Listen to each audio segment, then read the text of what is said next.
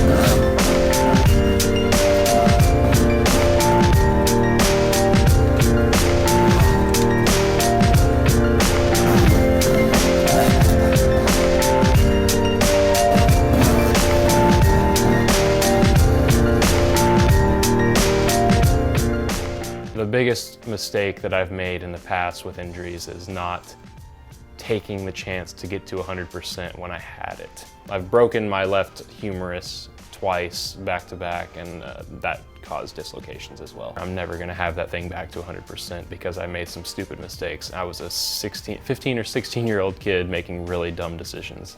For the past 12 to 18 months, I can't really put a definitive timeline on it, I have had issues with my right shoulder. I've started dislocating it pretty frequently. I was going up the hill and I hit a rock and it popped out, and then I hit another rock and it popped back in. Oh, that's cool. It was time to get it checked out, and turns out I have a Bankart lesion, which basically means a torn anterior glenoid labrum. So my labrum's torn. I have the chance to get this thing back to 100%, and it sucks. It sucks that I have to sit out for 4 months, but I have that chance to get it to 100%, so I'm taking it.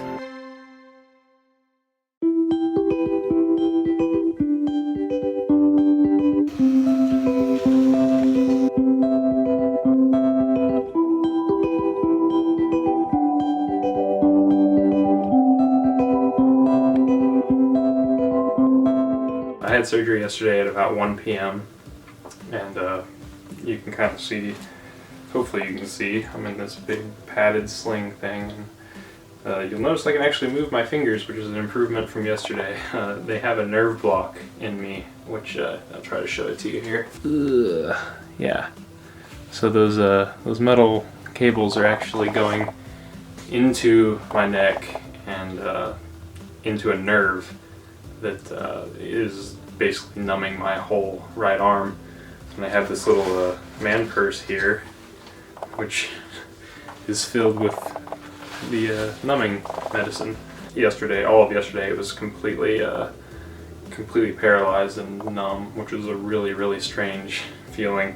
The medicine will run out sometime either late tomorrow or early the next day, and at that point we'll have to pull the catheter out of my neck. I took one hydrocodone last night before I went to bed, and then I took one a couple hours ago because this is starting to get a little bit painful with the medicine wearing off. Just really uncomfortable wearing this thing all the time.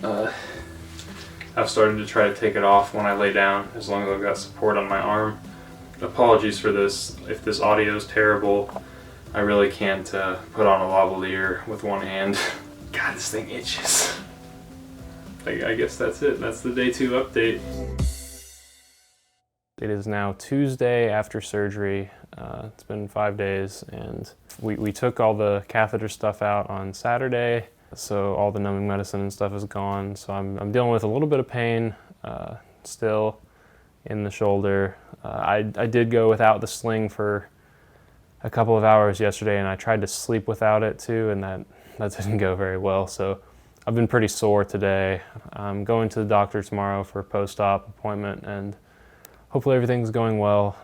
hopefully we can get the stitches out. And I'm also going to work tomorrow, back to work tomorrow for a half day at least. Overall, so far, this has been about as difficult as I expected, but in a different way, I guess. The numbing thing was a real challenge the first couple days. It was really uncomfortable having a paralyzed right arm. That was really strange. I had like the phantom pains and stuff. Like I would have a sensation of like an itch in my arm, and it would feel like I had an itch in my arm, and my arm was like stretched out, you know, forward, and I would like reach down to scratch it, and then I would realize like my arm is in the sling. It's pointed upwards. That there's nothing to scratch, so that's pretty unsettling, I guess is the word for it. I've been having a better time since we took that out, even though there is more pain. It's I'd rather just deal with the pain than the numbness and tingling. What I'm going to show you is, look, if I put this thing, how I separate this from this. That should not happen. We pass the suture around it, and then we take it and we anchor it into the socket, and so you can see the sutures. Right? It's rolled up, grabbing a bunch of it, rolling it over, and tacking it down here, okay? And if I roll the ball out of the socket, so the socket's at the bottom of the ball, I really can't because this is my new wall here. It won't let it go. It's been a while. The last update I did was the day before I went to my post-op appointment, and it has been now 2 weeks since the surgery. The first couple days were pretty rough with the nerve block and the catheter in my neck and stuff, but once we got that out, it was really painful for a couple days. It wasn't horrible. It wasn't the worst thing I've dealt with by any measure. Ever since, I'd say about a week after the surgery, I've been pretty mobile and not having a lot of problems. I've actually had my arm out of the sling a lot since my post-op appointment. He said that I can start using my arm just for low, basic stuff, keyboard stuff like editing. So that's what I've been doing at work mostly. And I'm actually I have quite a bit of movement in this thing already. And it's not like this is completely painless, but it feels pretty good, man. It's not bothering me nearly as much as I thought. Like I would be restrained to basically just because that's kind of what my other arm was like. Of course, that was a break, which is a completely different deal. But it's been good. Like it's sore right now because I have been using it quite a bit at work.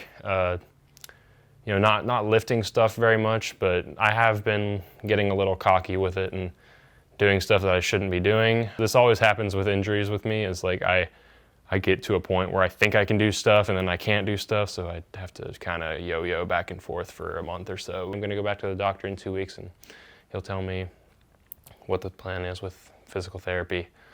So looking forward to that and getting my strength back, getting my range of motion back, and getting back on the bike. Thursday, March 2nd, the 1 month update. I'm doing pretty well. My shoulder's feeling good. It's still pretty much sore all day. It's not a high level of pain at all. I mean, it's like a 2 out of 10 maybe. But I will start physical therapy on Monday, and that'll probably be the tougher part of this journey. So that concludes this little video. I've been tracking the first month of progress. Really, I just wanted to make this video for people out there that are going to have this surgery or are looking into having this surgery, because speaking for myself, when I was looking for videos about this recovery, I really couldn't find much. So I thought, what better to do while I can't to do anything else like ride my motorcycle. Bottom line, if you are considering getting this surgery and you've had a lot of dislocations in the past and you do have a Bankart lesion or a torn labrum or anything like that, get it done, man, because this has been a really easy thing for me personally. I mean, I know I read some horror stories online of bad Bankart repairs, so take that with a grain of salt, but for me, it's been much easier than I thought it would be. The first couple days were pretty rough, but it's been a easier recovery than almost any other surgery that I've had, just as far as pain levels and movement levels. Like it's been a lot easier than my tib fib was, much easier than my left arm was. My left arm was a disaster. The nerve block was the hardest part for me. The pain has not been bad.